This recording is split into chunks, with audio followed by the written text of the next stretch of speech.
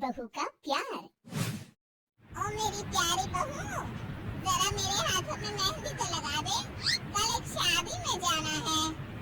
अभी आई माँ जी। माया गिरजा के हाथों में बहुत सुंदर मेहंदी लगा देती है। मैं मारी जवान, ऐसी गुणवान बहू मिली है मुझे। अरे मुझे भी तो कितनी प्यारी सास मिली है।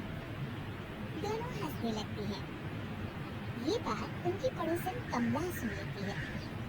बढ़िया ही गुणवान बहू और प्यारी सास, सब नाटक है नाटक।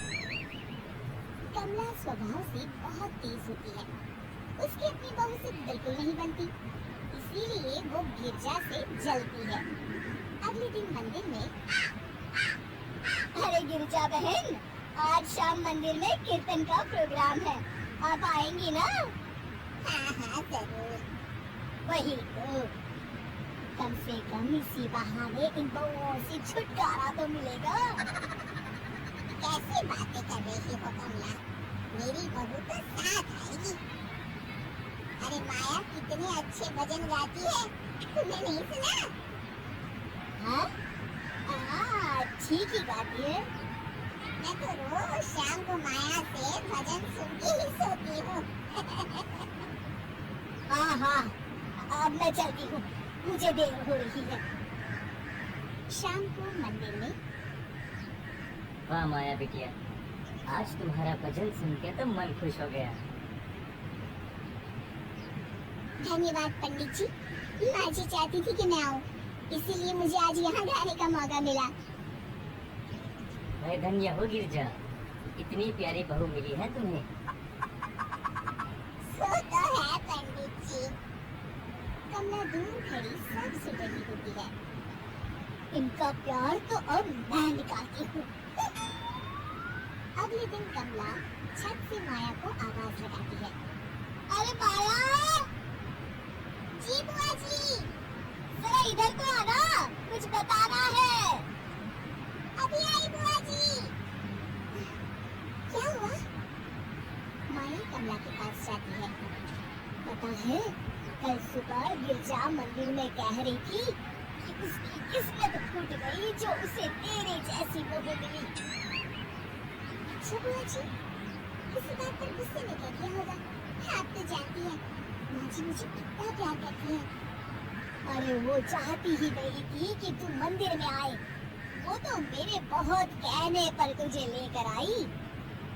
दरअसल बुआ जी, घर पर बहुत काम रहता है ना, इसलिए माँ जी ने सोचा होगा मैं थक जाऊंगी।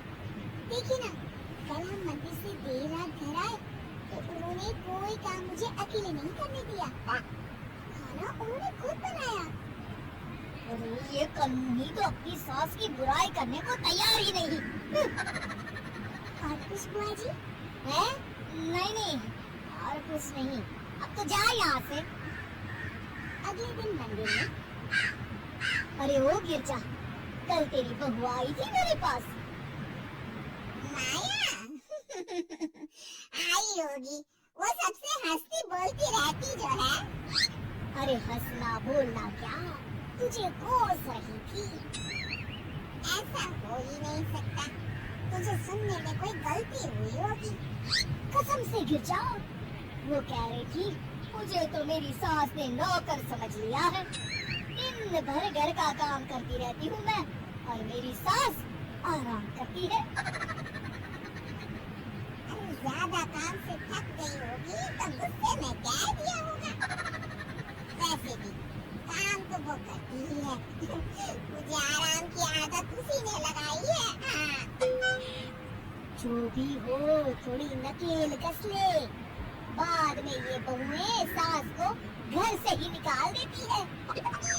कैसी बातें करती है कमला, मैं तो कहूँगी तू अपनी बहू के साथ प्यार से रहा कर, इधर उधर की बातों में ज्यादा ध्यान मत दिया कर।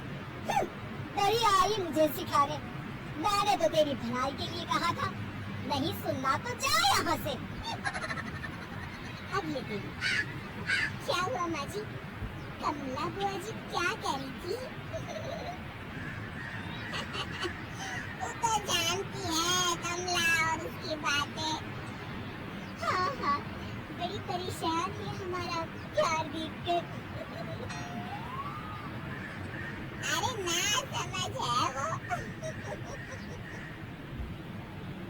खिलखिलाने लगती हैं। शाम को कमला मंदिर के कोने में अकेली बैठी होती है।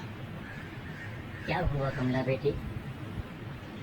पंडित जी, मैं बहुत परेशान हूँ।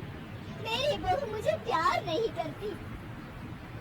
वही गिरजा की बहू उस पर जान छिड़कती है। ये तो अपनी अपनी करनी है बेटा। गिरजा की बहू ही नहीं, गिरजा खुद भी तो अपनी बहू को जान से ज्यादा चाहती है ना। सो तो है। बस बिटिया, इसी में सारा भेद छुपा है। प्यार दो तो प्यार मिलेगा ही। और कभी आपस में मन मुटाव हो भी जाए तो उस बात को भुला दो। गलतियां तो हम सबसे होती हैं, आखिर हम सब इंसान ही है ना। ये तो आप सही कह रहे हैं पंडित जी। अब जाओ और दूसरों की बगिया में आग लगाने की जगह अपने बगीचे के पौधों को सींचो। जी पंडित जी। शिक्षा, दूसरों को अच्छा देख उनसे ईर्ष्या करने की जगह खुद को अच्छा बनाने का प्रयास करें।